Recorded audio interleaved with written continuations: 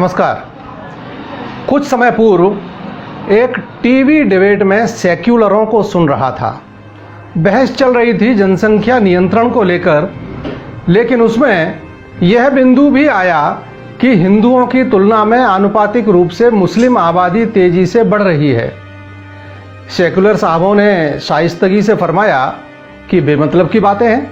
मान भी लिया जाए कि देश में मुस्लिम बहुसंख्यक हो गए तो भी कहां का आसमान टूट पड़ेगा।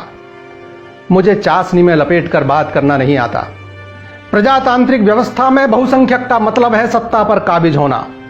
मेरा मानना है कि जब तक देश में हिंदू बहुसंख्यक है तभी तक सहिष्णुता और सेक्युलर जैसे शब्द प्रयोग चल रहे हैं। सेक्युलर बंधुओं, आपके तर्क सुनकर मेरी आंखों के सामने 18वीं सदी का मंजर घूमने लगता है। मेरी हैरत तब और बढ़ जाती है जब जनसंख्या नियंत्रण जैसे महत्वपूर्ण सवाल को मुस्लिम विरोधी बता दिया जाता है। तो ऐसे लोगों को मैं कहना चाहता हूं कि हां, जनसंख्या नियंत्रण इसलिए भी जरूरी है कि सर्वधर्म समभाव वाले सहिष्णु हिंदू बहुसंख्यक बने रहें। एक बार हिंदू अल्पसंख्यक हुआ, उसके बाद क्या होगा यह जानने के लिए आइए चलते हैं एक पुरानी कहानी की ओर। यह कहानी है 1734 की। पंजाब के सियालकोट में भागमल नामक एक सज्जन अपने बेटे हकीकत राय को फारसी की शिक्षा दिलवाने एक मौलवी जी के पास लेकर गए। जन्म से ही कुशाग्र बुद्धि के बालक हकीकत ने 4-5 वर्ष की आयु से ही इतिहास और संस्कृत आदि पढ़ना शुरू कर दिया था। उस जमाने में बाल विवाह आम बात थे। तो हकीकत की शादी के बाद पिता को लगा कि मुस्लिम राज्य में रोजी रोटी कमाने और अपने पैरों पर खड़े होने के लिए फारसी सीखना भी जरूरी है। इसलिए वे उसे मदरसे में मौलवी के पास लेकर गए। मौलवी साहब को दस्तूर के मुताबिक मिठाई और कुछ धन देकर पिता ने बेटे को मदरसे में भर्ती करा दिया और उसकी शिक्षा भी शुरू हो गई। धीरे धीरे उसकी प्रतिभा ने मौलवी साहब को भी प्रभावित कर लिया। जो भी पाठ दिया जाता वह उसे तुरंत याद कर लेता, समझ लेता। लेकिन जब वे बार बार उसकी तारीफ करने लगे तो सहपाठी छात्र कुढ़ने लगे। एक दिन मौलवी की अनुपस्थिति में हकीकत अपना पाठ याद कर रहा था, तब शेष बच्चे खेलने और ऊधम मचाने में जुट गए। लेकिन तभी खेलते बच्चों में से एक का ध्यान हकीकत की तरफ गया। उसने दूसरों से कहा, देखो देखो, हम सब खेल रहे हैं और ये हकीकत का बच्चा पढ़ाकू बन रहा है, इसे भी साथ मिलाओ, वरना मियाँ जी के आते ही उनके कान भरेगा और हमारी उल्टी सीधी शिकायत करेगा। अगर हील उज्जत करे तो 2-4 चपत भी लगाएंगे। सभी हकीकत से नाराज बैठे ही थे, सो सबको बात जम गई और उन लोगों ने हकीकत को साथ खेलने के लिए बुलाया। हकीकत के मना करने पर सब लोग उससे हाथ पकड़कर खींचने लगे। हकीकत ने झल्ला कर कहा, देखो मुझे तंग मत करो, वरना दुर्गा भवानी की कसम मैं मुल्ला जी से जरूर तुम्हारी शिकायत करूंगा। यह एक शब्द दुर्गा भवानी की कसम उसे बहुत भारी पड़ गया। कुछ लड़कों ने दुर्गा जी को लेकर अनाप शनाप गाली गलौज देना शुरू कर दिया। हकीकत ने उन्हें टोका, देखो मुझसे झगड़ा करना है तो करो, मुझे मारो पीटो, लेकिन हमारे देवी देवताओं को तो गालियां देने का क्या मतलब है।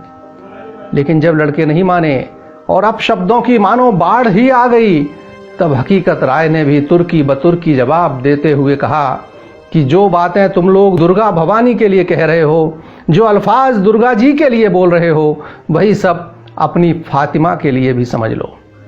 और उसके बाद बच्चों का यह छोटा सा वाद विवाद देखते ही देखते कितना बढ़ गया, यह पढ़कर सुनकर ही हैरत होती है।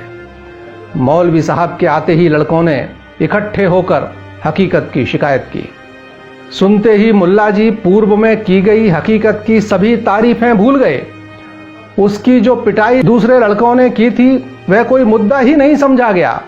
उन्हें याद रहा तो केवल यह कि एक काफिर लड़के ने रसूल जादी के खिलाफ अपशब्द निकाले हैं। ईश निंदा कानून जैसे शब्दों की उस जमाने में जरूरत ही कहाँ थी। दुर्गा जी को क्या कहा गया, कौन पूछने वाला था। आनन फानन में मौलवी साहब ने हकीकत राय को शहर काजी के सामने पेश कर दिया। सारे झमेले की बात सुनकर हकीकत के परिजन भी वहां पहुंच गए। इन सब द्वारा लाख सही बात बताने के बाद भी काजी ने उनकी एक न सुनी और निर्णय सुनाया कि शरीयत के अनुसार इसके लिए मृत्युदंड है, या तो बालक मुसलमान बन जाए अन्यथा इसका सर कलम कर दिया जाए। काजी का गुस्सा इतने पर ही नहीं थमा, उसने माता पिता व सगे संबंधियों को भी इसके लिए कसूरवार मान लिया। एक गुस्ताख लड़के को जन्म देना क्या कम था। इन काफिरों की इतनी हिम्मत कि उसके बचाव में मेरे सामने आकर बहस की। डाल दो इन लोगों को भी जेल की काल कोठरी में। घर में हकीकत की मां कोरा का रो रो कर बुरा हाल था। समाज के लोगों को जानकारी मिली तो वे भी दौड़े आए, पर इतना भर हुआ कि काजी ने उनके कहने पर परिवार के लोगों को छोड़ दिया, वह भी इस शर्त पर कि वे हकीकत को इस्लाम कबूलने के लिए मनाएं। माता पिता ने समझाया भी कि मेरे लाल मुसलमान बन जा, तू हमारी आंखों के आगे कम से कम जिंदा तो रहेगा। किंतु हकीकत राय ने उन लोगों को लाजवाब कर दिया। उसने काजी से मुखातिब होकर पूछा, जनाब क्या इस्लाम कबूल करने के बाद मुझे मरना नहीं पड़ेगा? काजी ने कहा, बेशक। हकीकत ने अपनी बात और स्पष्ट की, क्या कभी नहीं मरूंगा? काजी की समझ में अब जाकर आया। उसने कहा, क्या मूर्खतापूर्ण वाहियात सवाल है? जो पैदा हुआ है एक ना एक दिन उसे मरना तो पड़ेगा ही। हकीकत हंस पड़ा। कोई परवाह नहीं जान रहे या न रहे, 4 दिन दुनिया में मेहमान रहे न रहे, मुसलमान हो भी गया मरना तो फिर भी होगा, काजी तू और तेरे बच्चे सदा धरती पे आबाद रहे। अपने निश्चय पर उसे अडिग देखकर काजी ने कहा कि ये सब बातें तू तभी तक कर रहा है जब तक तूने जल्लाद और उसके हाथ में पकड़ी तलवार नहीं देखी। सारी शेखी निकल जाएगी उसे देखते ही। डाल दो तब तक के लिए इस नाफरमान को हवालात में।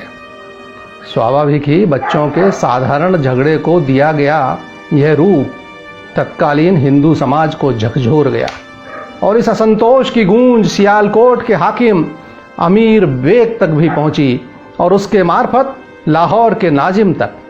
सारे हिंदू समाज की दरख्वास्त पर नाजिम ने हकीकत को नामचीन लोगों की जमानत पर जेल से रिहा कर दिया।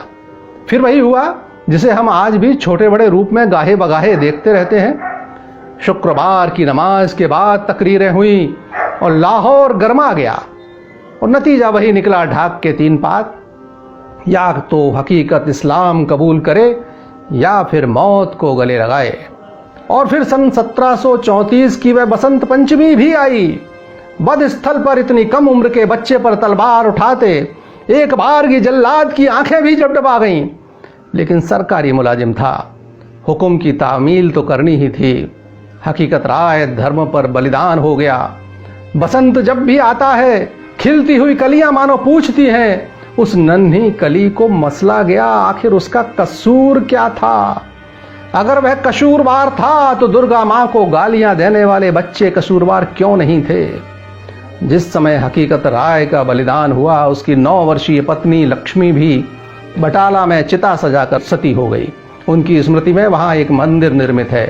1947 में भारत के विभाजन से पहले हर हिंदू बसंत पंचमी पर लाहौर स्थित उनकी समाधि पर एकत्रित होते थे। विभाजन के बाद उनकी एक समाधि प्रतीकात्मक रूप से होशियारपुर जिले के ब्योली के बाबा भंडारी में निर्मित की गई है, जहां बसंत पंचमी को हकीकत राय को श्रद्धा सुमन समर्पित किए जाते हैं।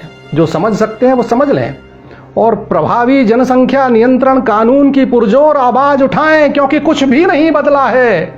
16वीं सदी से लेकर आज की 20वीं सदी तक, सियालकोट से लेकर कश्मीर तक, जब तक ये मानसिकता नहीं बदलती तब तक समस्याएं सर उठाती रहेंगी। जनसंख्या नियंत्रण जरूरी है, क्योंकि सर्वधर्म संभाव जरूरी है, क्योंकि आतंकवाद को जवाब देना जरूरी है, फिरका परस्ती को जवाब देना जरूरी है, क्योंकि हमें अपने बच्चों का भविष्य सुरक्षित रखना जरूरी है। कोई और हकीकत राय न बने, इसलिए जरूरी है जनसंख्या नियंत्रण कानून प्रभावी। नमस्कार।